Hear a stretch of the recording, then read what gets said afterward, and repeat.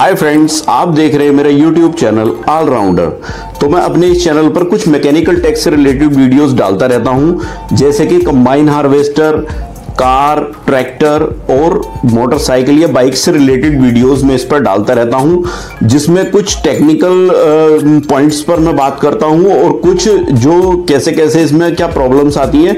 तो एक ऑथेंटिक और जेन्युइन इंफॉर्मेशन अपने इस चैनल पर मैं देता हूं। तो कोई भी गलत इंफॉर्मेशन मैं अपने इस चैनल पर और अपने फ्रेंड्स को नहीं देता हूं। तो मेरे चैनल को सब्सक्राइब करें, ज़्यादा से ज़्यादा लाइक और शेयर भी करें। तो फ्रेंड्स, जैसे कि आपने देख लिया होगा कि टाइटल में और थंबनेल में आपने देख लिया होगा कि आज हम किससे रिलेटेड वीडियो पर बात करने वाले हैं। तो जो अभी न्यूली लॉन्च्ड है, हीरो ने काफ़ी दिनों बाद अपनी जो है एंट्री की है इस तरह के सेगमेंट में, स्पोर्ट्स वाले सेगमेंट में। बाकी उनकी बाइक्स तो काफ़ी फेमस बाइक हैं, स्प्लेंडर वगैरह ये और तरह की बाइक्स हैं, वो काफ़ी फेमस है। लेकिन जो अब स्पोर्ट्स वर्जन है उसमें इन्होंने पहली एंट्री की है। और पहले ये करिश्मा आती थी जो पुरानी वाली, लेकिन वो लिक्विड कूल्ड इंजन नहीं था उसका। तो अब ये लिक्विड कूल्ड इंजन लेकर के आए हैं और एकदम एडवांस फीचर वाली बाइक लेकर आए हैं, जिसका नाम है करिश्मा XMR। तो आज इससे रिलेटेड इस वीडियो में बात करेंगे। तो वैसे तो YouTube पर आपने बहुत सारी वीडियो करिश्मा XMR की देख ली होंगी, 2023 की तमाम। उसमें जो है YouTube पर आपको तरह तरह की वीडियोस मिल जाएंगी कि ये दिखने में कैसी है, इसके अंदर क्या क्या फंक्शन है, और कंपैरिजन में ड्रैग रेस वगैरह आपको दे देंगे। तो होता क्या है कि कुछ लोग व्यूज पाने के चक्कर में कुछ से कुछ वीडियो भी बना देते हैं, जैसे कि ड्रैग रेस में आपको कुछ से कुछ स्पीड दिखा देंगे। तो वो मतलब एक ऑथेंटिक नहीं है, कुछ ऑथेंटिक भी होते हैं। मैं ये नहीं कह रहा कि सब ऐसा करते हैं, लेकिन मोस्टली लोग और एक ही तरह की वीडियो बनाते रहते हैं कि जैसे कि चल रही है शोरूम में बाइक आई तो उसके सारे फीचर्स वही फीचर्स बताते रहेंगे, या किसी से कंपैरिजन भी करेंगे तो ज्यादातर सीसी का कंपैरिजन चालू कर देंगे, जैसे कितने सीसी का इंजन है, क्या क्या इसके अंदर टेक्निकल चीजें दी जा रही हैं। तो वो भी ऐसा कंपैरिजन होगा जो आपको मतलब कोई खास उसमें वो नहीं लगेगा। तो मैं एक नॉर्मल तरीके से और एक ऑथेंटिक जो न्यूज है वो मैं अपने इस चैनल पर देता हूं, और जिससे कि मैं अपना समझ करके, जैसे कि खुद अगर मुझे कोई चीज लेनी है तो मुझे क्या क्या देखना होता है और क्या मैं कर सकता हूं उसमें। तो मैं ये इस चीज को ध्यान में रखते हुए अपनी वीडियो और ऑथेंटिक आपको खबर देता हूं। ऐसा नहीं है कोई फर्जी किसी तरह की व्यूज के चक्कर में मैं कभी वीडियो नहीं बनाता। तो मैं आपको जो जेन्युइन आज का जो ये वीडियो का मेरा मकसद है बनाने का, वो एक जेन्युइन कंपैरिजन है। और मैंने कंपैरिजन कोई सीसी के अकॉर्डिंग नहीं किया कि उसके सीसी इतने हैं या उसके सीसी इतने हैं, तो उसके रिलेटेड हो के इससे मैंने जो कंपैरिजन किया, जो जेन्युइन कंपैरिजन होता है प्राइस का जो कंपैरिजन होता है वो जेन्युइन कंपैरिजन होता है। आप जब भी कभी आप, जैसे मैं ही क्यों ना हूं, जब मुझे कोई बाइक जब मैं देखता हूं, जैसे कि करिश्मा ये XMR आई, अब मान लो मुझे ये बाइक परचेज, मुझे देखना है कि कोई बाइक मुझे परचेज करनी है, लेकिन बाइक मुझे लुक वाइज ये अच्छी लगी करिश्मा XMR। तो अब मैं मान लीजिए इसे चूज करता हूं, तो मेरे दिमाग में सबसे पहले चीज क्या आती है कि लुक वाइज तो अच्छी है, लेकिन इसका प्राइस कितना होगा। तो मैं पहले प्राइस चेक करूंगा उस गाड़ी का। कोई सी भी बाइक लूंगा तो मैं पहले प्राइस चेक करूंगा। तो मुझे जब लगेगा कि वो हाँ मेरे बजट में है, तब मैं उसे, कोई भी बंदा उसे जब भी चूज करेगा जब उसे लगेगा कि हाँ ये मेरे बजट में।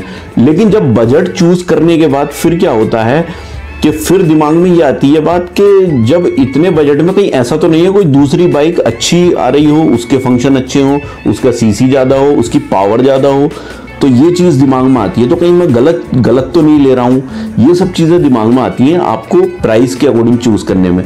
तो मैंने जो एक मेरा ये कंपैरिजन है, मैं प्राइस के अकॉर्डिंग जो है कंपैरिजन कर रहा हूं, मैंने कोई सीसी के अकॉर्डिंग कंपैरिजन नहीं किया। तो 3-4 बाइक जो है काफी इसकी जो इस तरह के लुक वाइज में आपको मिल सकती हैं। तो सबसे पहले जो फेमस बाइक है वो है यामा की R15 B4। तो वो भी इसी रेंज में आपको मिल जाती है और लुक वाइज भी वो करिश्मा XMR की तरह है। तो उसे मैंने इस कंपैरिजन में रखा है। दूसरा मैंने इसमें रखा है KTM RC 125 को। प्राइस KTM RC 125 की भी इतनी है, लुक वाइज भी वो भी ऐसी है, तो उसे भी एक कंपैरिजन में मैंने इसके लिया है। और तीसरा जो मैंने बाइक कंपैरिजन में रखी है वो है बजाज की पल्सर RS 200। तो देखना यह है कि प्राइस तो इनके लगभग सेम है। इसमें इन तीन के प्राइस से करिश्मा XMR का प्राइस जो है वो कम है, 10-20 हजार रुपए का कोई इतना कम वो नहीं होता है कम बढ़ती, तो वो उससे फिर भी कम ही है XMR। तो अब ये देखते हैं कि इन तीनों बाइक से क्या करिश्मा XMR ज़्यादा पावरफुल है या ज़्यादा मतलब वैल्यू फॉर मनी है, क्या हमें लेनी चाहिए या नहीं लेनी चाहिए, हमें R15 पे जाना चाहिए या KTM पर जाना चाहिए या पल्सर RS 200 पर जाना चाहिए। तो इसी कंपैरिजन को मैंने दिखाने की इसमें कोशिश की है। तो आइए देखते हैं कि इसमें इन तीनों में चारों में कंपैरिजन क्या है, और उसके बाद फिर हम बताएंगे कि ये लेनी चाहिए या नहीं चाहिए, ये वैल्यू फॉर मनी है या नहीं है। तो आइए कंपैरिजन देखते हैं। तो दोस्तों आइए अब बताते हैं हम कि हमने जो ये कंपैरिजन है हमारा, वो कंपैरिजन किस किस बाइक के अंदर है। जैसे कि सबसे पहले है यामाहा R15 B4, और दूसरी है KTM RC 125, और फिर तीसरी है बजाज पल्सर RS 200, और चौथी है आपकी फेवरेट हीरो करिश्मा XMR। तो प्राइस लगभग चारों के प्राइस जो है वो बराबर ही हैं, 10-20 हजार रुपये का अंतर है, लेकिन इस अंतर में भी सबसे कम करिश्मा XMR का ही रेट है।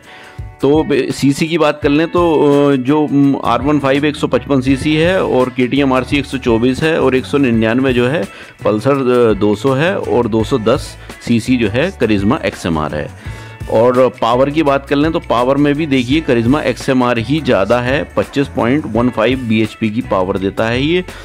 और टॉर्क की अगर बात की जाए तो टॉर्क में भी सबसे ज़्यादा टॉर्क जो है वो करिश्मा XMR का ही है। इसमें थोड़ा RPM का अलग अलग वो रहता है, लेकिन देखिए कम RPM पर ज़्यादा टॉर्क दे रहा है, इसका मतलब इंजन की पावर बहुत अच्छी है।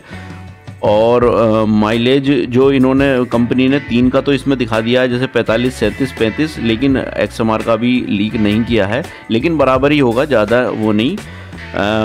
बाकी टॉप स्पीड जो है वो XMR की करिश्मा की लगभग बराबर ही है, 150 तक चलती हैं ये, तो उसी रेंज में है। और गियर बॉक्स जो है वो 6 स्पीड मैनुअल ही है, सब में 6 गियर हैं, और चेन ड्राइव सिस्टम सबके अंदर आता है। गियर शिफ्ट पैटर्न इसका एक आगे पड़ता, 5 ऊपर पड़ते हैं, सबका सेम है। और सिलेंडर की बात की जाए तो सब में 1 सिलेंडर इंजन है। और बोर अगर कहें तो बोर में थोड़ा बोर भी इसका XMR का ज़्यादा है, 73 mm का बोर है, और बाकी देखो 58, 58, 72 इन तीनों का अलग है। और स्ट्रोक जो है, स्ट्रोक में भी ये ज़्यादा है। और जो इसके बाल्व हैं पर सिलेंडर पर वो सबके सेम है, 4 बाल्व हैं। और कंप्रेशन रेशियो की यहाँ बात कर लेते हैं तो कंप्रेशन रेशियो में लगभग बराबर ही है, इसके बराबर है, KTM RC के बराबर है। इग्निशन सिस्टम सबके अंदर CDI है।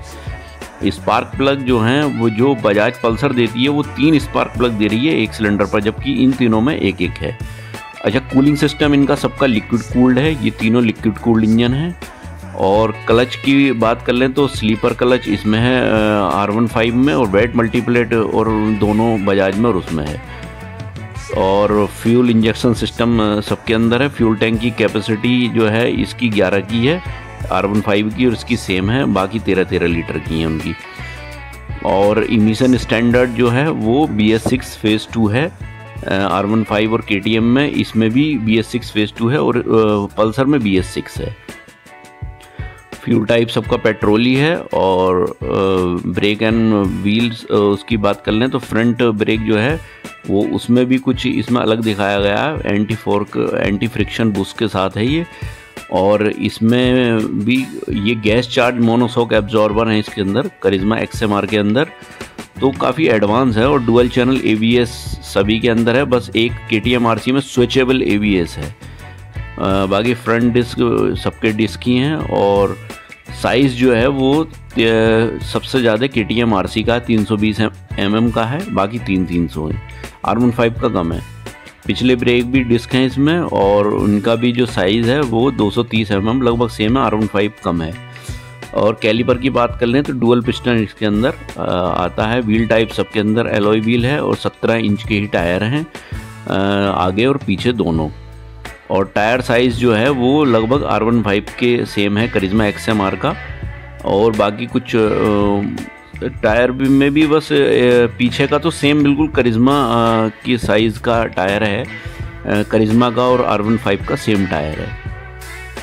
और टायर ट्यूबलेस हैं इसके, और रेडियल टायर सब में यूज़ किए गए हैं। और टायर प्रेशर जो है अभी इसमें डिक्लेयर नहीं किया है कंपनी ने। और फ्रंट टायर प्रेशर और रियर टायर प्रेशर ये सब इन तीन के तो दिखाएं, लेकिन इसका नहीं दिखाया है। डायमेंशन की अगर बात करें, डायमेंशन में लंबाई में जो है वो बजाज पल्सर से थोड़ी सी कम है, बाकी से दोनों से ज़्यादा है। सीट हाइट की बात कर लें तो हाइट में बजाज पल्सर की सेम है, R15 की थोड़ी सी 5 mm की हाइट ज़्यादा है और KTM की और भी ज़्यादा है। ग्राउंड क्लियरेंस 160 का है, जबकि R15 170 है। और ग्राउंड क्लियरेंस में लगभग कम है, बजाज की और भी कम है बजाज पल्सर। तो ओवरऑल विड्थ जो है वो 760 है, विड्थ पल्सर से थोड़ी सी कम है।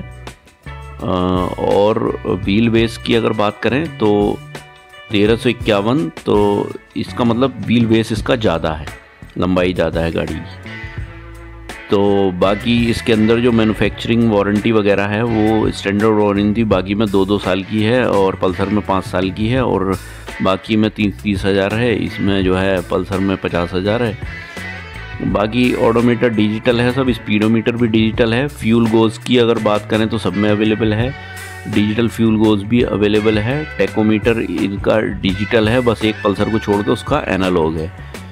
और स्टैंड अलार्म जो है चारों में है, और ट्रिप मीटर्स भी 2-2 सब में सबके अंदर है। डिजिटल ट्रिप मीटर है चारों के अंदर, लो फ्यूल इंडिकेटर चारों के अंदर है, और लो ऑयल इंडिकेटर जो है वो इन तीन के अंदर है, करिश्मा XMR के अंदर नहीं है। लो बैटरी खाली KTM और पल्सर में है। क्लॉक जो है चारों के अंदर अवेलेबल है, और बैटरी जो है वो सबके अंदर 12 वोल्ट की ही यूज़ की गई है। स्टोरेज बॉक्स किसी के अंदर नहीं है, अंडर सीट स्टोरेज ये भी कुछ नहीं है। मोबाइल ऐप कनेक्टिविटी करिश्मा और R15 के अंदर दी हुई है। DRL जो है चारों के अंदर अवेलेबल है, और ऑटोमेटिक हेडलाइट ऑन 3 के अंदर है, करिश्मा में भी है। हेडलाइट टाइप LED है, LED अच्छा करिश्मा में ऑटोमेटिक हेडलाइट है, LED दी हुई है, और पास लाइट भी चारों के अंदर है इसके अंदर। और GPS की बात करें तो वो करिश्मा XMR के अंदर दिया हुआ है। USB पोर्ट, चार्जिंग पोर्ट भी करिश्मा XMR के अंदर दिया हुआ है, बाकी में नहीं है। और इलेक्ट्रिक स्टार्ट तो सभी में आ रहा है आजकल, और किल स्विच जो है सबके अंदर दिया हुआ है। और स्टेप्ड सीट जो है चारों के अंदर है, मतलब डबल सीट। और ग्रैब रेल जो है वो चारों में दी हुई है। पिलियन सीट जो है वो चारों में है, पिलियन फुटरेस्ट चारों के अंदर दिया हुआ है। और अब एडिशनल फीचर की बात कर लें तो हज़ार्ड इंडिकेटर स्विच, ये TFT display, fully adjustable handle bar grip, grab rails, ये सब अलग अलग इनके फंक्शन है। कलर की बात कर लें तो इसमें R15 में सिर्फ इसमें एक कलर ही मिलेगा B4 में, बाकी इनमें अलग अलग कलर मिलते हैं, कई सारे ऑप्शन हैं। तो फ्रेंड्स, जैसे कि आपने कंपैरिजन देख लिया होगा, तो कंपैरिजन से ओवरऑल जो निकल करके आता है, जो रिजल्ट निकल करके आता है, वो रिजल्ट ये आता है कि करिश्मा XMR इन तीनों में बेस्ट है। वो कैसे बेस्ट है वो आपने देख ही लिया होगा कि इसके सीसी भी ज़्यादा हैं, ये 210 सीसी की बाइक है, जबकि R15 वगैरह 150-155 सीसी की बाइक्स हैं। कोई अगर 200 की है भी तो उसके अंदर वो चीज़ नहीं है, जैसे कि लिक्विड कूल्ड इंजन तो तीनों का है, इनका चारों का लिक्विड कूल्ड इंजन है, लेकिन कुछ चीज़ों में करिश्मा XMR ज़्यादा बेस्ट है। तो बाकी जैसे टॉर्क की बात कर लें या पावर की बात कर लें तो इंजन की पावर भी ज़्यादा है। तो अब इस चीज़ को तो आपने ये देख लिया कि इन तीनों में बेस्ट है, आप इसे चूज़ कर सकते हैं, वैल्यू फॉर मनी है। लेकिन अब बात ये आती है कि जब इस तरह की रेंज में ना जा करके, जैसे मान लीजिए स्पोर्ट्स बाइक में अब हम नहीं जा रहे हैं, हमारे दिमाग में ये आने लगे कि जितनी रेंज इसकी है इतने में हमें हंटर भी मिल जाएगी रॉयल इनफील्ड की। तो लेकिन हंटर की और इसकी बात बता दूं, वो तो लुक वाइज तो अलग है वो, लेकिन फिर भी आदमी क्या सोचता है कि 350 सीसी की पावर है, ये 210 सीसी इंजन है इसका, तो हमें हंटर लेनी चाहिए। तो मैं हंटर की और इसकी एक चीज़ ये बता दूं कि जो लिक्विड कूल्ड इंजन होते हैं, सबसे पहली बात तो आप लिक्विड कूल्ड इंजन नहीं समझ अगर पा रहे हैं तो मेरे चैनल पर liquid cooled engine, air cooled engine और ऑयल कूल्ड इंजन की वीडियो पड़ी हुई है। मैं उसका लिंक डिस्क्रिप्शन में दे दूंगा, आप वहां से जाकर के उस वीडियो को देख सकते हैं। आपको पता लग जाएगा कि लिक्विड कूल्ड इंजन क्या होता है, ऑयल कूल्ड क्या होता है और एयर कूल्ड क्या होता है। अब बात आती है कि 350 सीसी का एयर कूल्ड इंजन मिल रहा है हंटर में और लिक्विड कूल्ड इंजन 210 सीसी का है। तो बात सिर्फ ये है कि लिक्विड कूल्ड इंजन की लाइफ ज़्यादा होती है एयर कूल्ड इंजन के मुकाबले। पावर की बात करें, पावर तो ठीक ही होती है, वो तो जितने सीसी है पावर तो देगा वो, लेकिन इंजन की लाइफ, जैसे मान लीजिए वो 50,000 किलोमीटर पर जाकर इंजन उसका अगर बोल जाता है, आपको इंजन बोर कराना पड़ जाता है, तो वो लिक्विड कूल्ड इंजन आपका कम से कम 70-80 हज़ार तक चल सकता है अगर टाइमली आप सब चीज़ें बिल्कुल ठीक रखते हो तो मतलब इतना डिफरेंस इसमें रहता है। जैसे लिक्विड कूल्ड इंजन क्या है, जैसे कार वगैरह में जो इंजन यूज़ होते हैं वो लिक्विड से ठंडे हो रहे हैं। जैसे एयर कूल्ड इंजन का क्या, अगर आप रोक के कहीं भी बाइक को खड़ा हो गए और 1-2 मिनट आपने स्टार्ट रहने दी बाइक, तो इंजन हीट होता है क्योंकि उसे हवा तो मिल नहीं रही है, आप रोके खड़े हो।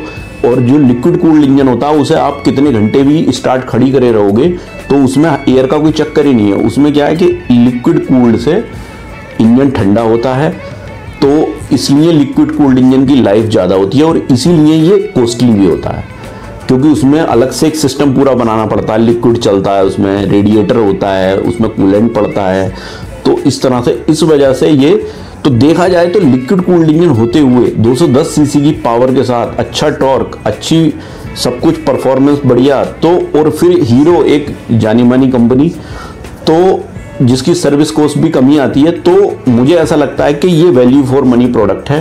तो आपको हीरो करिश्मा XMR मैं तो कहूँगा कि अगर आप चूज़ कर रहे हैं तो आप बेस्ट चूज़ कर रहे हैं। तो ये बहुत अच्छा जो है पैकेज जो है हीरो लेकर के आया है, तो काफ़ी इससे फ़ायदा मिलने वाला लोगों को। तो जो भी इससे ख़रीदना चाह रहे हैं तो आप इसे मतलब बिना कोई हेजिटेशन के आप इसको ख़रीद सकते हैं। तो फ्रेंड्स, आई होप कि वीडियो आपको पसंद आया होगा। वीडियो आपको पसंद आए तो प्लीज़ वीडियो को लाइक करें, ज़्यादा से ज़्यादा शेयर भी करें, और अगर आप मेरे चैनल पर नए हैं तो प्लीज़ चैनल को सब्सक्राइब करें। तो मिलते हैं इसी तरह की किसी नेक्स्ट वीडियो में, तब तक के लिए थैंक यू, बाय।